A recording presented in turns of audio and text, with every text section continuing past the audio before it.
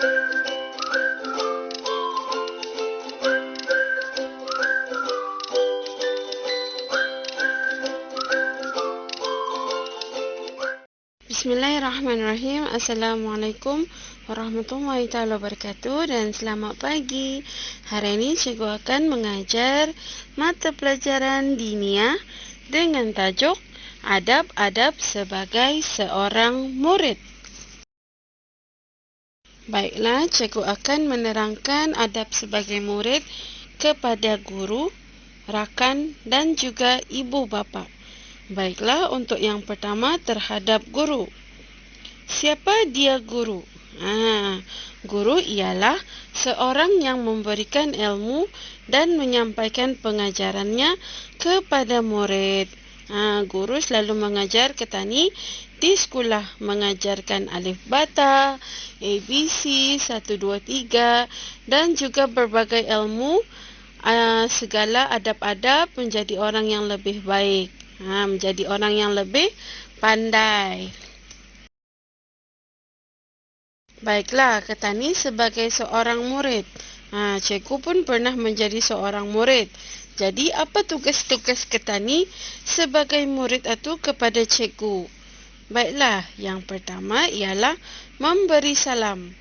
Iaitu memberi salam ketika guru masuk ke dalam kelas dan juga ketika berjumpa dengan guru dimanapun guru berada. Misalan di kedai, di dalam staff house ataupun di dalam bilik guru, di dalam kawasan sekolah ataupun di luar sekolah. Jadi tani perlu beri salam kepada guru. Yang kedua ialah fokus dalam belajar, iaitu memberi penuh perhatian kepada guru semasa cikgu mengajar. Yang kedua, menjawab pertanyaan jika ditanya oleh guru. Jadi, semasa belajar, pelajar tidak boleh bising, tidak boleh berlari-lari ataupun tidak boleh bercakap-cakap dengan rakan, apalagi mengganggu rakan yang lain. Jadi, pelajar perlu dengar apa yang cikgu ajarkan semasa di sekolah. Yang ketiga ialah hormat kepada guru. Ketani sebagai seorang murid tidak boleh melawan kata-kata guru, sentiasa ucapkan terima kasih kepada guru, bermanis muka dan bercakap sopan santun ketika berjumpa guru, iaitu tidak boleh teriak-teriak, tidak boleh basarkan suara, tidak boleh bising dan bercakap lembut-lembut saja kepada cikgu dan tidak boleh marah-marah. Dan yang terakhir, jangan menghina guru. Jangan ucap-ucapkan siapa guru-guru ketani itu. Okey? Cakap yang baik-baik sahaja tentang siapa guru ketani. Dan yang terakhir ialah menolong guru. Suka dan selalu menolong guru.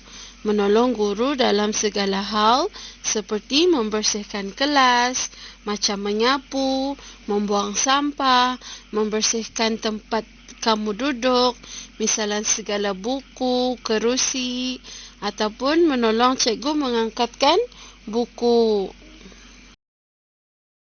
Sekarang adab-adab ketani sebagai murid kepada rakan-rakan. Siapa dia rakan-rakan ataupun sahabat ataupun kawan-kawan ketani? Rakan-rakan atau sahabat ialah orang yang rapat dan kenal dengan ketani. Sentiasa bersama-sama dengan kita, susah dan senang.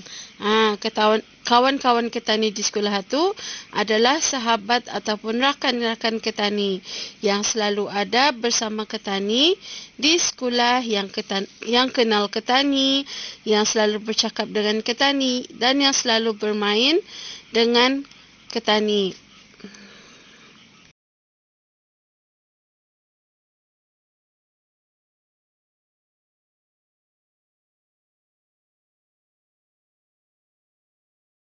Apa dia tugas ketani sebagai murid kepada rakan-rakan ketani? Rakan-rakan ketani ini kan selalu ada di sekolah bersama ketani. Jadi, apa yang perlu tani buat dengan kawan-kawan ketani ialah selalu tolong-menolong. Selalu tolong-menolong, selalu bekerjasama, selalu membantu, selalu dan juga saling menghormati. Yaitu ketani tolong kawan ketani. Kalau ia terabah, jangan ketawakan, tapi bantu ia bangun. Kemudian, jangan suka berkelahi dengan kawan. Sentiasa berbaik-baik dengan kawan, bawa kawan bermain, bawa kawan bercerita. Seterusnya, tanggungjawab murid terhadap ibu bapa. Okey, ibu bapa macam ketani tahu adalah indung-indung ketani, mama babah ketani. Ibu bapa adalah orang yang berharap anak mereka berjaya. Ibu bapa ketani itu mau dan ingin ketani itu menjadi orang yang berjaya dan pandai. Sebab itu, ibu bapa ketani menghantar ketani ke sekolah untuk menuntut ilmu, untuk belajar.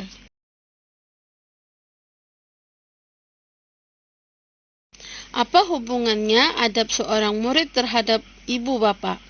Okey, macam yang cikgu cakap tadi, ibu bapa menghantar ketani ke sekolah untuk belajar.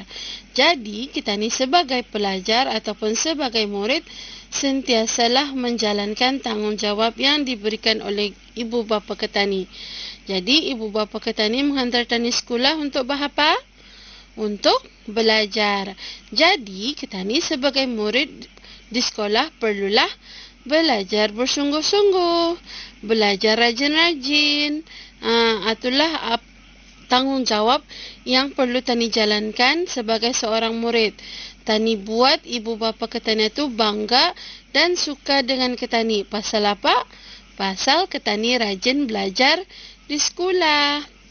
Seterusnya ialah ketani di sekolah sebagai murid tidak boleh dan jangan sekali ponteng ketika berada di sekolah. Ponteng ialah escape, iaitu tidak mau masuk dalam kelas, tidak mau belajar, ataupun tidak mau dengar kata-kata cikgu.